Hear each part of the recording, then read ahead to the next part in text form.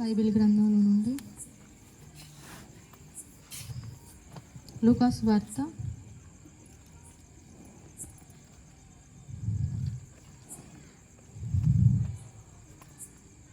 10వ అధ్యాయము.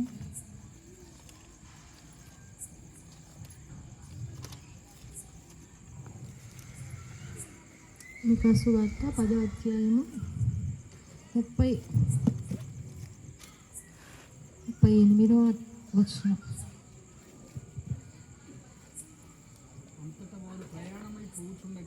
చదవండి. అంతటా వారు ప్రయాణమైపోవచ్చుండగా ఆయన ఒక గ్రామంలో ప్రవేశించెను. మార్తా అను ఒక స్త్రీ ఆయన తన ఇంట చేర్చుకొనెను. ఆమెకు మరియా అని సహోదరి ఉండెను. ఈమె యేసు పాదముల యొద్ద కూర్చుండి ఆయన బోధ వినుచుండెను. మార్త విస్తారమైన పని పెట్టుకొనుట చేత తొందరపడి ఆయన యొద్దకు వచ్చి, ప్రభువా, నేను ఒంటరిగా పనిచేయుటకు నా సహోదరి నన్ను విడిచిపెట్టినందున నీకు చింత లేదా? నాకు సహాయం చేయమని ఆమెతో చెప్పుమను. చాలని ఈ లేఖనంలో నుండి దేవుడు మనతో మాట్లాడునుగాక. స్తోత్రం, స్తోత్రం, స్తోత్రం, స్తోత్రం, స్తోత్రం. మహాగణుడా, పరిశుద్ధుడా, నీకు స్తోత్రాలయ్యా. ఈ సన్నిధంతా నాయన, ఈ ప్రాంతమంతా యేసు క్రీస్తుని నామములో నీ వశమైపోవును గాక. ఉపదేశమును అడ్డగించు చూచుచున్న ప్రతి అపవాది దురాత్మ శక్తుల ప్రభావము యేసు క్రీస్తుని నామములో బంధించబడును గాక. ఈ గ్రామం మీద ఏలుబడి చేస్తున్న ఆకాశ మండలపు నాయన ప్రతి దురాత్మ చీకటి అపవాది సమూహములను యేసు క్రీస్తు నామములో నీవు మట్టు పెట్టుదువు గాక. నీవే స్వేచ్ఛగా అల్లలాడుదువు గాక. ఈ చిన్న గ్రామమును ప్రేమించిన ఆయన అయ్యా, మా స్తుతులతో, మా ఆరాధనతో, మా పాటలతో నాయన ఆలకించుటకు పరలోకమును వదిలిన ఆయన దేవదూతల సమూహముతో ఇక్కడికి దిగి వచ్చావని, మా పాటల్లో ఉన్నావని, మా ఆరాధనలో నీవు ఉన్నావని, పరిశుద్ధాత్ముడా మమ్మల్ని ఆత్మ పూర్లుగా చేసావని నాయన, మమ్మల్ని వశపరుచుకున్నావని నమ్ముతా ఉన్నాము నాయన. మేమే పాటి వారమి నాయన. మనుషులను నాయన నీవు తలంచుటకు, మనుషుడు ఏ పాటి వాడు అంటున్నావు కదయ్యా. ఏ మంచి లేని వాళ్ళము, బూడిద వచ్చి వారిమి నాయన. మా బ్రతుకులు నాయన పెద్దవండి, మా పెద్దవండి బ్రతుకులు నాయన. నీవు నాయన నిలబెట్టిన విధానానికై స్తోత్రాలు. అవమానమునకు అర్హులము నాయన, అవమానమునకు పాత్రులము నాయన. మేము ఏ మంచి లేదు నాయన, కానీ నీ కార్యములు గొప్పవి నాయన. మమ్మల్ని ఏ విధముగా రక్షించారో నిశ్చయముగా గ్రామాలకు రక్షణ కలుగునట్లుగా మా దైవ జనని, మా ఆత్మీయ తండ్రిని నాయన ఈ ప్రాంతం అంతయో మీరు వశపరుచుకొందురుగాక, వాడుకొందురుగాక. తండ్రి గారి కొమ్ము నాయన పైకెత్తుదువుగాక నాయన.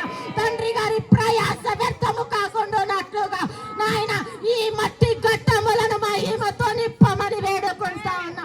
ప్రాణాత్మ శరీరాలు వశపరుచుకొని పరిశుద్ధాత్ముడ ఆత్మ పూర్లు చేసి నీ సన్నిధిలో వాడుకోమని వేడుకుంటున్నామయ్యా. నీ చేతులకు మమ్మల్ని అప్పగించుకుంటా ఉన్నాము నాయన. ప్రతి సాతాను చీకటి శక్తుల ప్రభావాన్ని నాయన కొట్టివేసి ప్రతి బిడ్డ హృదయం తెరవండి అయ్యా, ప్రతి నేత్రాన్ని తెరవండి అయ్యా, ప్రతి బిడ్డతో మాట్లాడండి నాయన. నీకు వందనాలు. చదవబడిన లేఖనముల నుండి కొద్ది మాటలు నాతో మాతో మాట్లాడమని, మమ్మల్ని వశపరుచుకోమని నజరేయుడైన యేసు క్రీస్తుని నామములో ప్రార్థించి అడిగి వేడుకొని ఉన్నాము పరమ తండ్రి. ఆమేన్. మీ అందరికీ నా వందనాలమ్మా. ఇక్కడ చదవబడినట్లుగా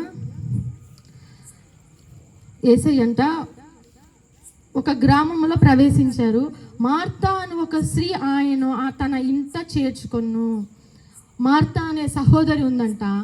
ఆ సహోదరి తన ఇంట యేసయ్యను చేర్చుకుందంట. ఆ సహోదరికి మరియా అనే కూడా సహోదరి ఉంది. ఇద్దరు ఉన్నారు ఇక్కడ మనకి ఈ సాయంత్రకాల సమయంలో. ఎంతోమంది గ్రామంలో ఉన్నారు, కానీ కొద్ది మందిమే మనం ఆయన సన్నిధిలో ఇట్టి రీతిగా మనం ఆయన సన్నిధిలో ఉన్నాం. అలాగే ఇక్కడ మార్తా అనే సహోదరి యేసయ్యను తన ఇంట చేర్చుకొని, యేసయ్య మా ఇంటికి వచ్చాడు కాబట్టి యేసయ్యకి మేము ఏదో చేయాలని చాలా వంటలు ఆమె పనిలో పడిపోయిందంట. కానీ మరియా అంట ఆయన పాదాల యొద్ద ఉండి ఆయన బోధ వింటా ఉందంట. నిజమే. ఈ సాయంత్రకాల సమయంలో కింద చూసినట్లయితే ఒకసారి చదువుదాం. యేసయ్య ఏమంటాడంటే, మార్త అంటది, అయ్యా నాకు ఇంత పని ఉంది కదా, నువ్వు నా సహోదరిని పంపించి నీకు చింత లేదా?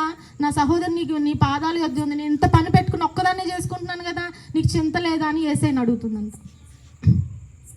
అప్పుడు యేసయ్య ఏమంటున్నారంటే 41 చదువుదాం. అందుకు ప్రభువు, మార్తా మార్తా, నీవు అనేకమైన పనులను గూర్చి విచారము కలిగి తొందరపడుచున్నావు, కానీ అవసరమైనది ఒక్కటే, మరియా ఉత్తమమైన దాన్ని ఏర్పరచుకొనును. హల్లెలూయా. అది ఆమె యొద్ద నుండి తీసివేయబడదని ఆమెతో చెప్పాను. ఏది ఉత్తమమైనది, ఏది అవసరమైనది అంటే ఆయన పాద సన్నిధే మనకి ఉత్తమమైనది కదా. ఈరోజు మరి ఈ యొక్క గ్రామంలో ఎంతోమంది ఉన్నారు. మనం దేన్ని ఎంచుకున్నాం తెలుసా? ఉత్తమమైన దాన్ని ఎంచుకున్నాం. హల్లెలూయా. చూసే వాళ్ళకి, వెళ్ళే వాళ్ళకి, పోయే వాళ్ళకి, చూసే వాళ్ళకి అనుకుంటారు వీళ్ళు రోజు వచ్చి ఏదో కూర్చొని వెళ్ళిపోతున్నారు అని అనుకుంటున్నారు. కానీ ఆయన పాద సన్నిధే ఉత్తమమైనది. ఎవరు చెప్తున్నారు? మనుషులు చెప్తున్నారా అండి? ఏసయ్య చెప్తే ఇంకా తిరిగే ఉంటుందా? కాబట్టి ఈ రాత్రికాల సమయంలో మనం అందరం కూడా ఉత్తమమైన దాన్ని ఎంచుకున్నాం. హల్లెలూయా. కాబట్టి దేవుని సన్నిధిలో మనం మార్తల వలె ఉండకూడదు. యేసయ్య అంటే ప్రేమే, యేసయ్య అంటే ఇష్టమే, కానీ దానికంటే ప్రాముఖ్యమైనది ఏంటిది? ఆయన సన్నిధి. ఆయన సన్నిధి అంటే ఏంటి? ఆయన సన్నిధిలో ఆదివారం ఆరాధనకి రావడం. మన పేరకలపాడులో ప్రార్థన జరిగింది, మనందరం వెళ్ళాం కదండి. కాబట్టి ప్రార్థనలకి మనం పాల్గొంటాం. ఆయన దైవజనులు ఎంతో ప్రయాసపడి, దేవుని బిడ్డలో ఎంతో ప్రయాసతో, ఖర్చుతో కూడి ఈ చుట్టుపక్కల ప్రాంతాల్లోనే మనం పాల్గొనాలి. అప్పుడు మనం ఉత్తమమైనది ఎంచుకున్నట్లు, అవసరమైనది ఎంచుకున్నట్లు. ఇంట్లో అనిపిస్తుంది, ఈరోజు ఇంట్లో ఉన్నాంలే, ఏం వెళ్తాంలే, ఆదివారం వెళ్దాంలే అనిపిస్తుంది.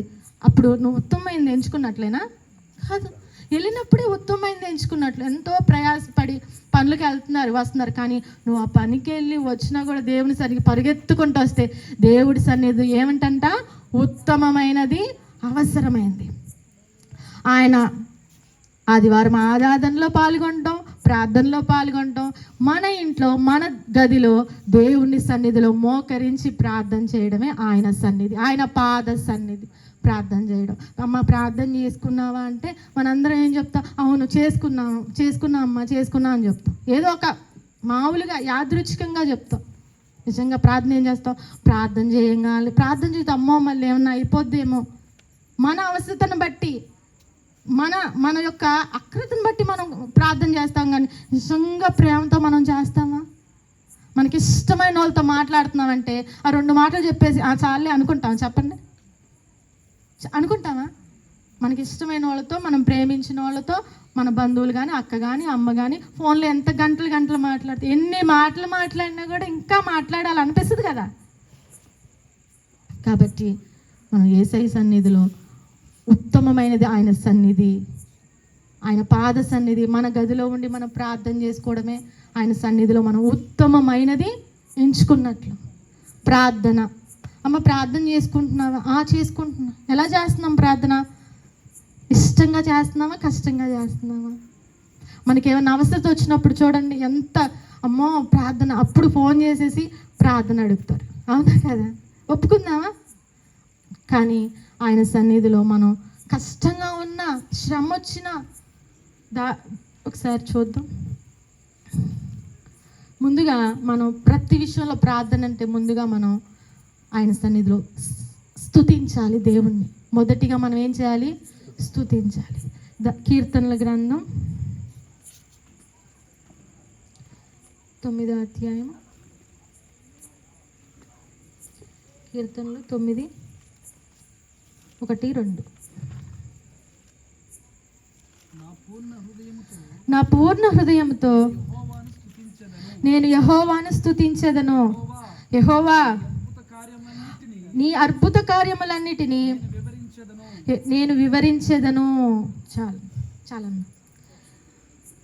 ఏంటంట, నా పూర్ణ హృదయముతో నేను యెహోవాను స్తుతించేదను, యెహోవా నీ అద్భుత కార్యములు నేను వివరించేదను. ఎవరు చెప్తున్నారంట? దావీదు మహారాజు చెప్తున్నాడు. నిత్యము దావీదికి అసలు బాధలు లేవు కదా, అస్సలు బాధలే లేవు దావీదికి. చిన్నప్పటి నుంచి కూడా బాధల్లోనే పెరిగాడు, స్తుతిస్తానే ఉన్నాడు. బైబిల్ గ్రంథంలో అతి పెద్ద అధ్యాయము కీర్తనలే, ఆయన స్తుతులే. దేవుని కష్టం వచ్చినప్పుడు స్తుతే, శ్రమ వచ్చినప్పుడు స్తుతే, సంతోషం వచ్చినప్పుడే స్తుతించాడు దావీదు మహారాజు. ఎన్ని గీతాలు రాశాడు, 150 అధ్యాయాలు రాశాడు. కాబట్టి దావీదు మహారాజు నిత్యం స్తుతిస్తూ ఉన్నాడు. అయ్యా, కొంతమంది మనం ప్రార్థన చేస్తున్నప్పుడు ప్రార్థన రాదు కొంతమందికి, అట్లని మనం ఎవరిని ఏమి తప్పు పెట్టకూడదు. వచ్చి రాదని ప్రార్థనని దేవుడు ఆలకిస్తాడు. హల్లెలూయా. మన ప్రయత్నం చేయాలి. ప్రయత్నం చేస్తూ ఉంటే తండ్రి ఆయన ఆత్మ సహాయం మనకు అనుగ్రహిస్తారు. ఆయన ఆత్మ లేకుండా మనం ఎంత ప్రార్థన చేసినా రాదు. అయ్యా ప్రభువా స్తోత్రమయ్యా హల్లెలూయా అంటూ ఉంటాం కదా. కాకపోతే ఏంటంటే ఆయన స్తుతించాలన్నప్పుడు మనం జ్ఞాపకం చేసుకోవాలి, ఆయన ఎంత గొప్పవాడని జ్ఞాపకం చేసుకోవాలి. మహాకాశంలో పట్టజాలని వాడంట, మహాకాశంలో పట్టజాలని వాడంట. అమ్మ వినండి, ఒకసారి వినండి అమ్మ. ఎవరంట? దేవుడు మహాకాశంలో పట్టజాలని వాడు, కోటి సూర్యకాంతుల కంటే ఎక్కువ అని ఆయన సముద్రాన్ని పొడుచుడితో పట్టుకునేవాడు. భూమి ఆయన పాదపీఠం, ఆకాశం ఆయన సింహాసనం. పొగుడుతూ ఉంటే, స్తుతిస్తూ ఉంటే ఎన్నైనా స్తుతులు వస్తానే ఉంటాయి. ప్రార్థన ఇంకా నడవంది ఎక్కడ? ఒక్కసారి ఆయన స్తుతించడం మొదలు. ఆయన ఆది అంతము లేడు, అల్ఫా ఓమేగా అయిన దేవుడు. ఆయనకు అసాధ్యమైన లేదు. ఆయన ఉన్నవాడు, అనువాడు. నాకు అసాధ్యమైనది ఏదైనా కలదా అంటున్నాడు ఆయన. ఆయనకు అసాధ్యం ఏదీ లేదు. కాబట్టి ఆయన్ని స్తుతించినప్పుడు ఆయన మొదటిగా మనం ఏం చేయాలంట? స్తుతించాలి, ఆయన పొగడాలి, ఆయన కీర్తించాలి. నువ్వు స్తుతించినప్పుడు నీ ప్రార్థన మొదటిగా స్తోత్రాలతో స్తుతులతో ప్రారంభించాలి. మన ప్రార్థన ఏది ఉత్తమమైనది, ఏది అవసరమైనది? ఆయన పాద సన్నిధి ప్రార్థన. మన గదిలో మనం ప్రార్థన చేసుకోవడం, ఆయన సన్నిధికి రావటం ఉత్తమమైనది అని ఎవరు చెప్తున్నారు? యేసయ్య చెప్తున్నాడు. మొదటిగా మనం ప్రార్థనలో మనం ఏం చేయాలి? స్తుతించాలి మనం ఆయన్ని. రెండవదిగా చూద్దాం,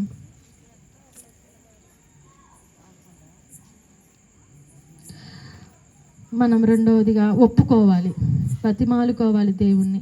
కీర్తనలు 9, అదే 9, 12. ఆయన రక్తాపరాధమును గూర్చి విచారణ చేయనప్పుడు బాధపరచబడి వారిని జ్ఞాపకము చేసుకొనును. ఆయన వారి మొరను ఆయన మరువడు. మన దోషాలు, మన అపరాధాలు, రక్తాపరాధాలు, ప్రతి దోషాన్ని ఆయన సన్నిధిలో ఒప్పుకోవాలి. స్తోత్రాలు స్తుతులు ఎన్నైనా చెల్లిస్తాం, కానీ అయ్యా క్షమించమని అడగటం. నాలో ఏం తప్పలేదండి, నేను అంతా వాళ్ళ పక్కన వాళ్ళు బాగాలేదు కానీ నేను బాగానే ఉన్నాను అనుకుంటాం మనం కదా. మొన్న ఎవరో సేవకులు వాక్యం చెప్తుంటే విన్నాను. పుల్లబెట్టి మొహం కడుకుంటుంటేనంట, అది వేరే ఆవినిందంట, లాస్ట్ ఆవిడకి వెళ్ళి చెట్టు నోట్లోకి వెళ్ళిపోయిందని చెప్పుకున్నారంట. పుల్ల కాస్త చెట్టు అయిపోయింది, దూలం అయిపోయింది. అలా ఉంటాయి పక్కన వాళ్ళు అన్నీ మనకి పెద్ద పెద్ద విషయాల్లో కనిపిస్తుంది. మనైతే చిన్నది, అయ్యా ఒక్కరోజు ప్రార్థన చేసుకోలేదు, చిన్న అబద్ధం ఆడా, మనదైతే మనకి చాలా చిన్నగా ఉంటుంది. పక్కన వాళ్ళు ఏదైనా వాళ్ళు ఏ తప్పు లేకపోయినా మనం చూసే మన తలంపుల్లో కానీ ఆలోచనలో కానీ చాలా ఘోరంగా తప్పుగా అనిపిస్తుంది. కానీ అలా కాదండి. మనది ఫస్ట్ మనం ఎదుటి వాళ్ళు కాకుండా మనల్ని మనం పరీక్షించుకోవాలి. అయ్యా నీ సన్నిధిలో నేను ఎప్పుడైనా, అయ్యా ఊహల్లోనైనా నేను తప్పు చేశానేమో, ఒక ఏదైనా వ్యక్తిలో నేను, నా ఆలోచనలో నేనేమన్నా జలసి, నేను కుళ్ళు కుచితాలతో ఉన్నానేమో, అయ్యా నన్ను క్షమించండి అయ్యా అని రెండవదిగా మనం బతిమాలు కొనాలి, ఒప్పుకోవాలి. నిజంగా ఆయన కనికరం దిగొస్తే, గతంలో తండ్రి గారు చెప్పారు కటాక్షం, ఆయన కటాక్షం దిగొస్తే ఇంకేమన్నా మనకు అవసరమా అండి చెప్పండి? ఆయన కటాక్షం ఒక్కటి దిగొస్తే చాలంట మనకి. నిశ్చయంగా ఆయన కటాక్షము కొరకు మనం ఆయన బ్రతిమాలుకోవాలి. మీరు చూస్తే ప్రార్థన చేసేటప్పుడు మనం ఎలా చేస్తాం? అయ్యా కనికరించండి అయ్యా, జాలిని చూపించండి అయ్యా, అయ్యా మీ జాలి మేము నువ్వు లేకపోతే మేము ఏమైపోతామే స్వామి అని ఆయన, అయ్యా నీ జాలి రానియండి అయ్యా, నీవే దిక్కయ్యా, నీవే ఆశ్రమయ్య అన్నప్పుడు దేవుడు కరిగిపోయాడని ఖచ్చితంగా కరిగిపోతాడు. మనం ఎవరైనా దగ్గరికి వెళ్ళి అన్న అన్న అన్న ఇచ్చేయండి అన్న అన్న అంటే మనుషులకే జాలి కలిగినప్పుడు దేవాతి దేవుడికి మన ఎందుకు జాలి కలగదా? ఖచ్చితంగా మొదటిగా మనం ఫస్ట్ ప్రార్థన చేసేటప్పుడు అయ్యా నాకు అది కావాలయ్యా ఇది కావాలి, ముందు మనం క్షమించబడకుండా మన ప్రార్థనలో దేవుడు ఎలా ఆలకిస్తాడు? అవునా కదా? ఇప్పుడు మొదటిగా మనం ఆయన ఒకసారి చూద్దాం. యాకోబు పత్రిక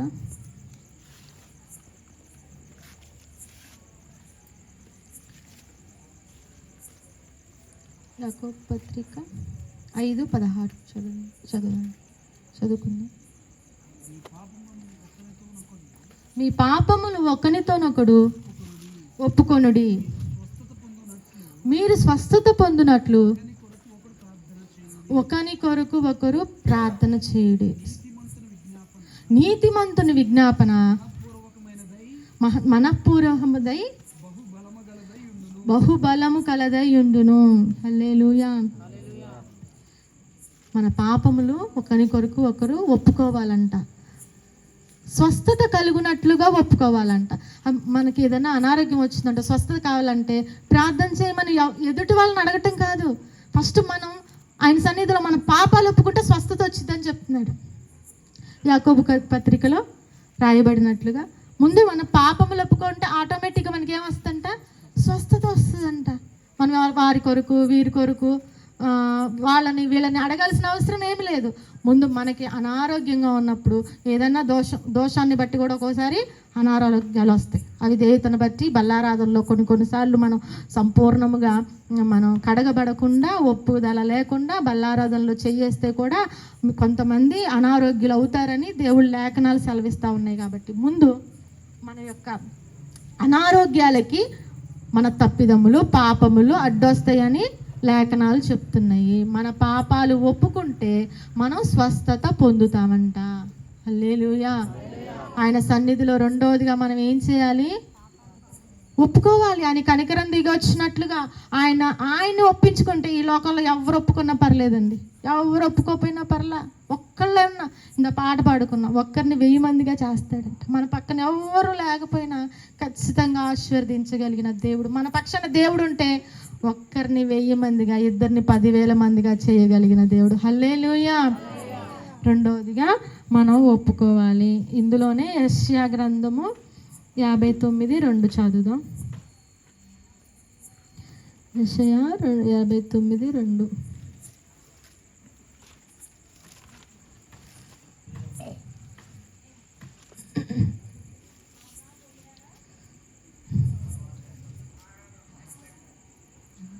చదువు.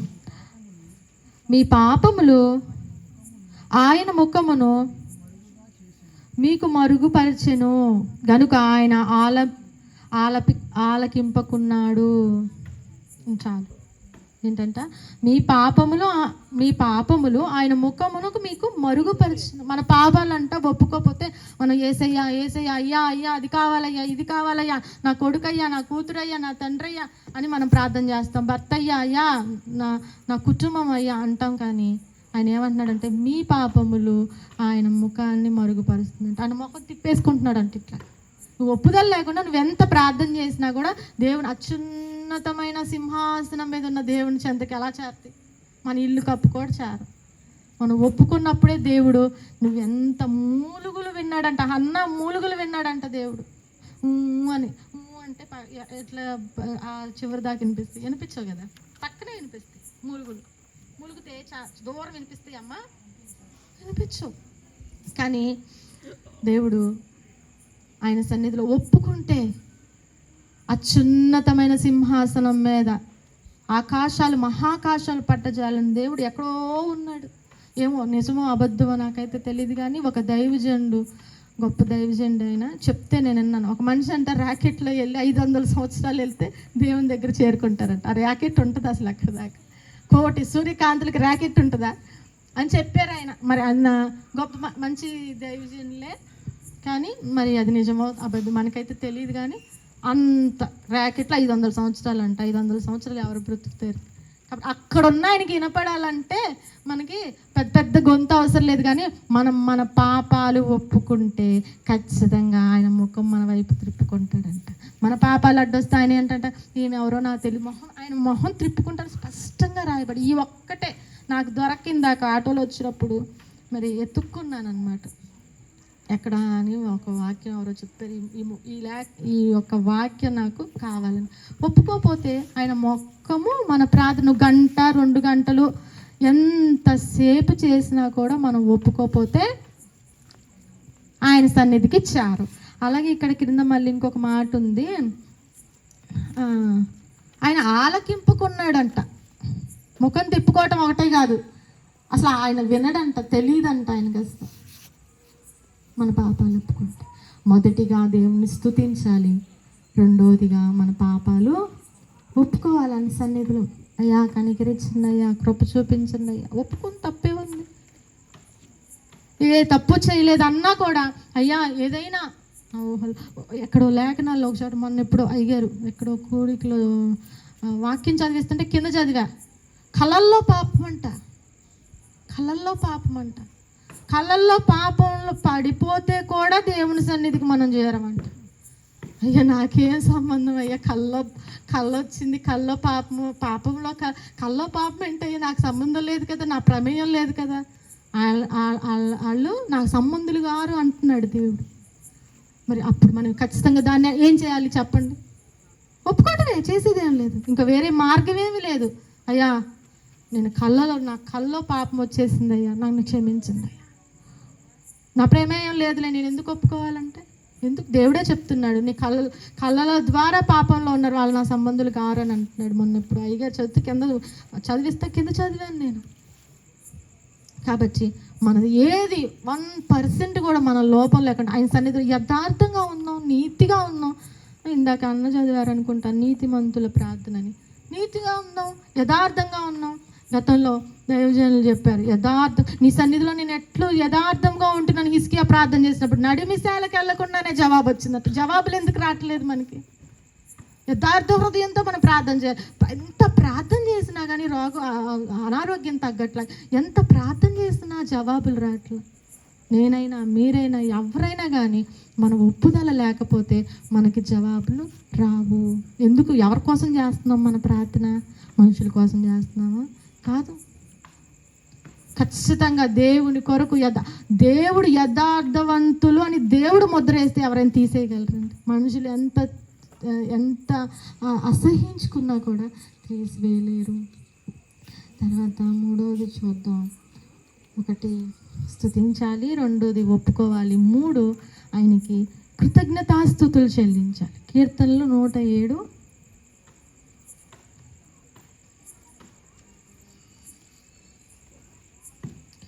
107:1 చదువుదాం.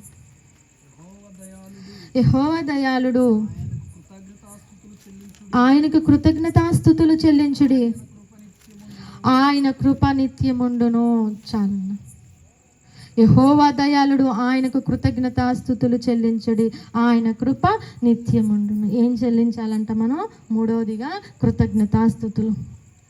కృతజ్ఞతాస్తుతులు అంటే కొంతమందికి మనకు తెలియదు కదండి. తెలియదని నేను గట్టిగా చెప్తాను. ఎందుకంటే అయ్యగారు మొన్న అమ్మ సాక్ష్యాలు ఎవరైనా ఉన్నాయా అంటే ఒక్కళ్ళు కూడా రావట్లేదు. ఏం చేయలేదు కదా మనకి. ఈ గ్రామంలో మన కుటుంబాల్లో దైవజనులు ప్రార్థన చేసినప్పుడు సంవత్సర కాలంగా దైవజనులు ప్రయాసపడి వస్తున్నారు. అదే ఒక మేలు, దానికే మనం కృతజ్ఞతాస్తుతులు చెల్లించాలి. మనం ఈ గ్రామం ఎక్కడుంది? ఎంత దూరం వెళ్తున్నారు. ఆదివారం వస్తే ఎన్నో ఆరాధనలు మామూలుగా ఇట్లా సింపుల్గా ఇలా చెప్తారు కదా అయ్యగారు, గట్టిగా గొంతుపోయి పేగులు గొంతులోకి వచ్చేటట్లు అరుస్తారు. అయినా కానీ ప్రయాసతో మరి ఇక్కడికి వస్తున్నారు. వాళ్ళు బాగా అయ్యగారు అస్సలు బాగాలేదంట, అస్సలు బాగలేదమ్మా నాకు అని చెప్తున్నారు. దైవజనుల కోసం మనం ప్రార్థన చేస్తున్నారా? చేయట్లేదా? ఎందుకని? రావట్లేదా? ఇష్టం లేదా అయ్యగారంటే?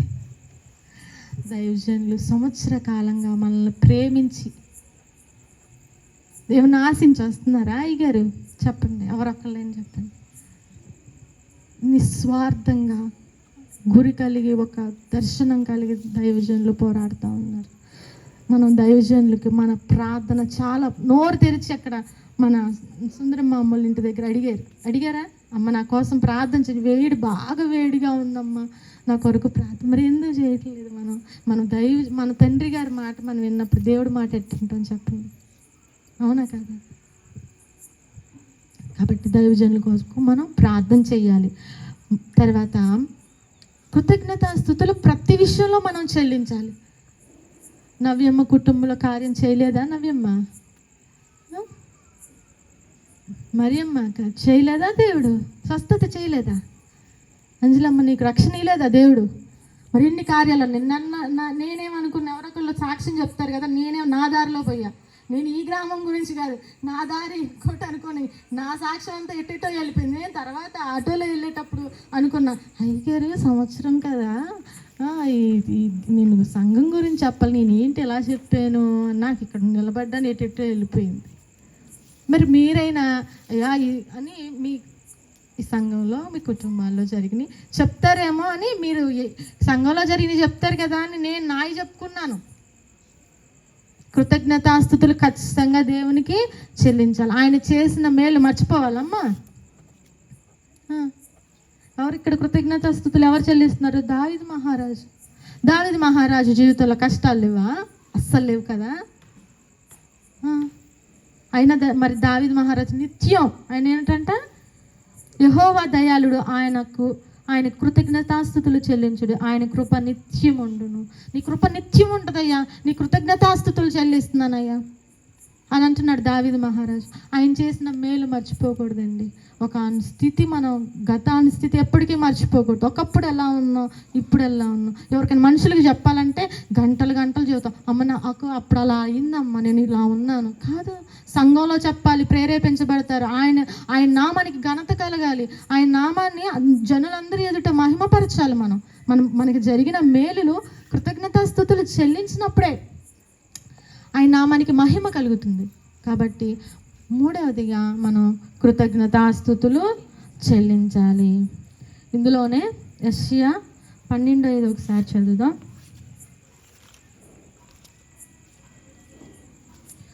యెషయా గ్రంథం 12:5. యెహోవాను గూర్చి కీర్తన పాడుడి, ఆయన తన మహత్యమును వెల్లడిపరచెను, భూమి అందంతటను ఇది తెలియబడును. చాలు, ఆయన గురించి కీర్తన పాడాలంట, ఆయన మహత్యమును వెల్లడించాలంట, కృతజ్ఞతాస్తుతులు చెల్లించాలి. అనేకులు ఎదుట ఒప్పుకోవాలి, నా దేవుడు ఇది చేశాడు అని ఒప్పుకోవాలి. మరుగ్గా ఉంచుకుంటే, ఆనాడు అపోస్తుల్లో 11 మంది ఈరోజు ప్రపంచం అంతటా యేసయ్య చేర్చారంటే ఇట్లా ఎవరికి ఏం చెప్పకుండా ఉంటే తెలిసేవారా? 11 మందిని ప్రపంచానికే సరిపోయినంతగా చేశాడు దేవుడు. మరి నీ మాట, నీకు జరిగిన మేలు ఎంతోమంది ప్రభావితం చేస్తుంది. ఖచ్చితంగా ఆయన సన్నిధిలో ఆయన నామానికి కృతజ్ఞతాస్తుతులు చెల్లించాలి. ఇప్పుడు 4వదిగా మన అవసరాలు, విజ్ఞాపనలు. కీర్తనలు 51:14. 51:14. దేవా, నా రక్షణకర్తయగు దేవా, కాదన్న సారీ, ఫిలిప్పు 4:6.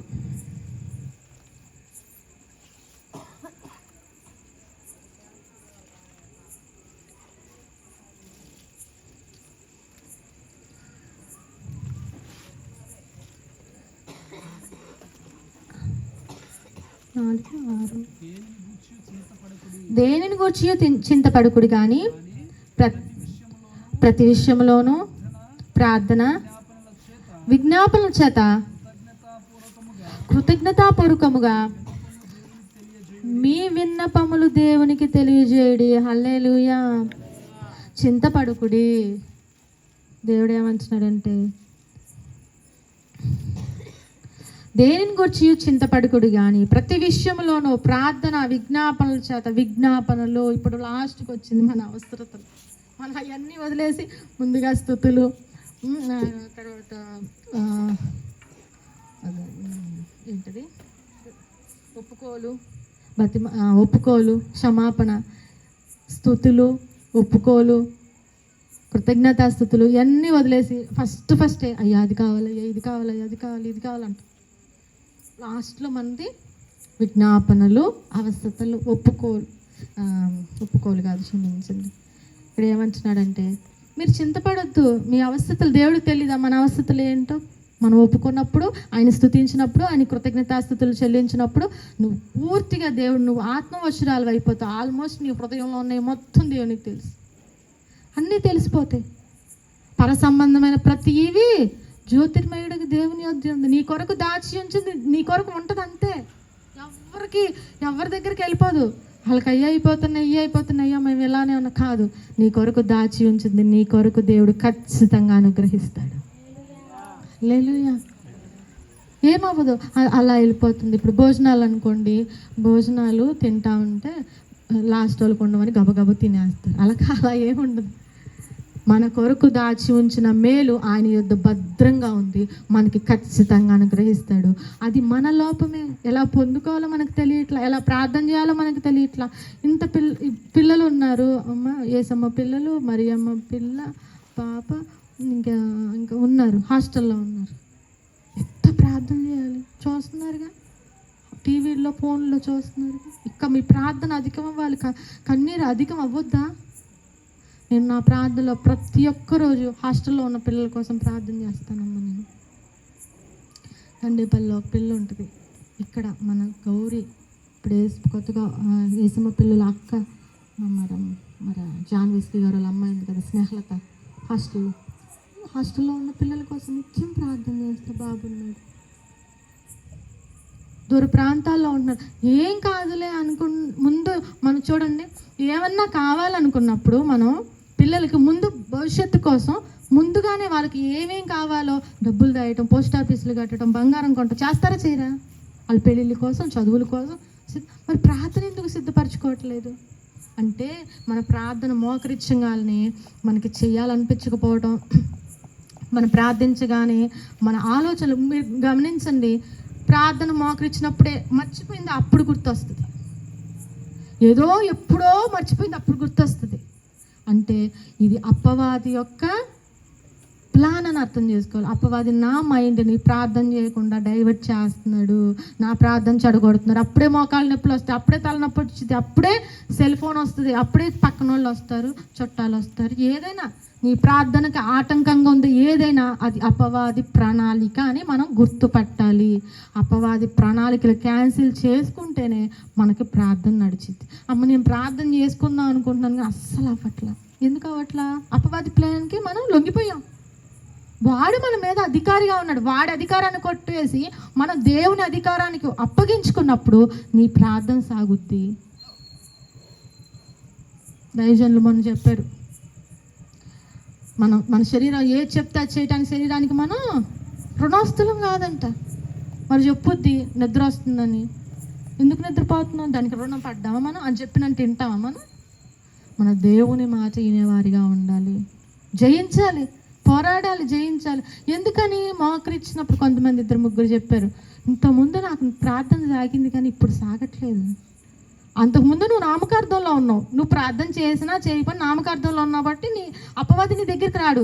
ఇప్పుడు నువ్వు సత్తు కలిగిందా, నువ్వు సత్యాన్ని తెలుసుకుంటున్నావు కనుక, నాటబడుతున్నావు కాబట్టి కనుక ఇప్పుడు నీతో డేంజర్ వచ్చి పడింది వాడికి, అపవాది గడికి. నువ్వు ప్రార్థన చేస్తే వాడి ఖాళీ అయిపోతాడు కనుక వాడు నీకు ఆటంకాలు పెడతాడు ఖచ్చితంగా. అంతకుముందు ఎందుకు పెడతాడు? నీకు గంటలు చేయాలనిపించేది అంతకుముందు. ఇప్పుడు ప్రార్థన రావట్లేదంటే అపవాది ప్రణాళికలు వేస్తున్నాడు. ఆ ప్రణాళికని క్యాన్సిల్ చేసుకొని వెంటనే దేవుని ప్రణాళికలకు ఒప్పుకోవాలి. ఆడి చీటి చింపేసేయాలి అయ్యా, ఆడి చీటి చింపేసేయాలి, ఆడి ప్రణాళికలు కొట్టివేయ్యా. నీ అధికారానికి ఒప్పుకుంటున్నానయ్యా, నా బిడ్డల మీద, నా మీద ఏసు రక్తం అయ్యా, ఏసు రక్తాన్ని ప్రోక్షించండి అయ్యా, నీవు చెప్పినట్టు నేను వినాలయ్యా, అపవాది చెప్పినట్టు నేను వినకూడదయ్యా అని మనం దేవుని సన్నిధిలో మనం ప్రార్థన చేసుకోవాలి, నమ్మకంగా ఉండాలి. కాబట్టి ఈ 4 అంశాలతో మన ప్రార్థనలు ప్రార్థన చేసుకోవాలి దేవుని సన్నిధిలో. ఉత్తమమైనది, అవసరమైనది ఏంటిది? ఆయన సన్నిధి, ఆయన పాదాల సన్నిధి. ఆయన పాద సన్నిధిలో ఉండటం కంటే అసలు ఉత్తమమైనది ఇంకోటి ఈ భూమి మీద లేనే లేదు. ఎవరు మన బాధల్ని ఆలకిస్తారు? దేవుడు తప్ప. ఎవరైనా ఆలకించి మనకి ఏమైనా చేస్తారా? ఎవరు చేయరు. కానీ కొంచెం ఆలస్యం చేస్తున్నాడా దేవుడు? చేయని, అంతకు తగ్గది ఇస్తాడు కదా. యేసేపు, నేను ఎప్పుడు నిజంగా యేసేపు గురించి ఆలోచిస్తే 13 సంవత్సరాలు ఆ యొక్క చెరసాల్లో ఉన్నప్పుడు, ఆ యొక్క జైల్లో ఉన్నాడు. ఇంకొకళ్ళు అయితే మీరు చెప్పండి, ఒక 10 రోజులు గట్టిగా ఒక సమస్య వస్తే ఏమనుకుంటాం? అసలు దేవుడు నా పక్షాన లేడు అనిపిస్తుందా? అనిపించదా? గట్టి శ్రమ ఒకటి వస్తే ఏంటి ఇలా అవుతుంది అసలు అంటారు. అది నేను అనలే కానీ ఉన్నాడా అసలు అంటాం. కానీ యేసేపు 13 సంవత్సరాలు కూడా నమ్మకంగా ఉంటాయి. 13 సంవత్సరాలు జైల్లో ఉన్న ఆయన తెల్లారిపాటికి ఏమైపోయాడు? రాజు అయిపోయాడు. హల్లెలూయా. కాబట్టి శ్రమ వచ్చిందనో కష్టం వచ్చిందనో మనం కుంగిపోకూడదు, కానీ ఆయన సన్నిధిలో నమ్మకంగా ప్రార్థన చేసుకోవాలి. మనకు ఒకటే, అయ్యా ప్రార్థనాత్మ అనుగ్రహించండి అయ్యా, దోషాన్ని పాపాన్ని క్షమించండి అయ్యా అని ఆయన సన్నిధిలో ప్రార్థన చేసుకుందాం.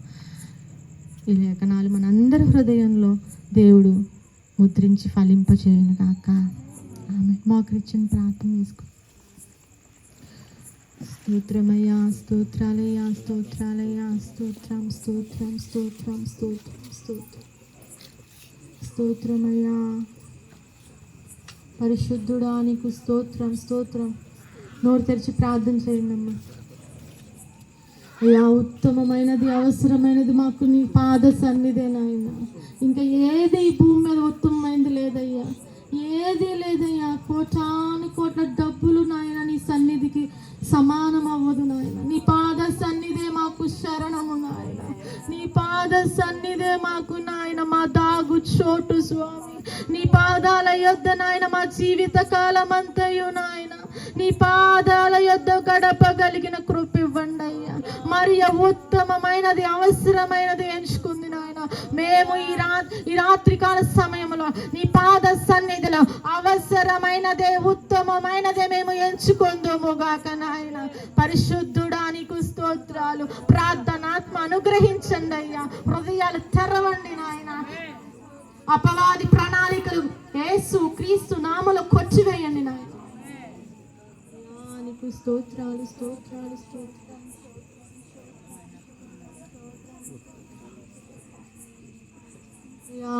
నీకు స్తోత్రాలు స్తోత్రాలు స్తోత్రాలు స్తోత్రాలు.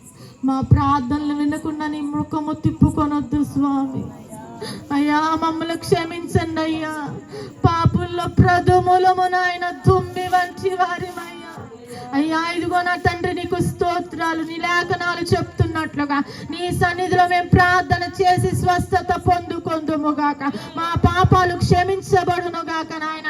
ఏ పాపము లేని వారిగా పరిశుద్ధ పరచుదువుగాక నాయన. నీ రక్తము ప్రోక్షించుదువుగాక స్వామి. ప్రార్థన ఆత్మతో నింపండి నాయన. నోరులు తెరిచి ప్రార్థన చేద్దామమ్మ.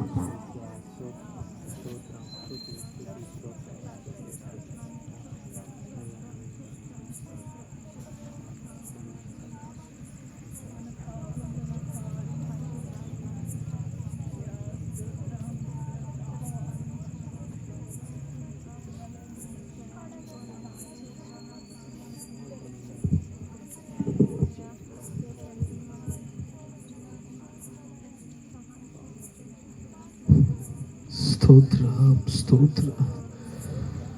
ఆత్మతోను మనసుతోను మేము చేయు విన్నపము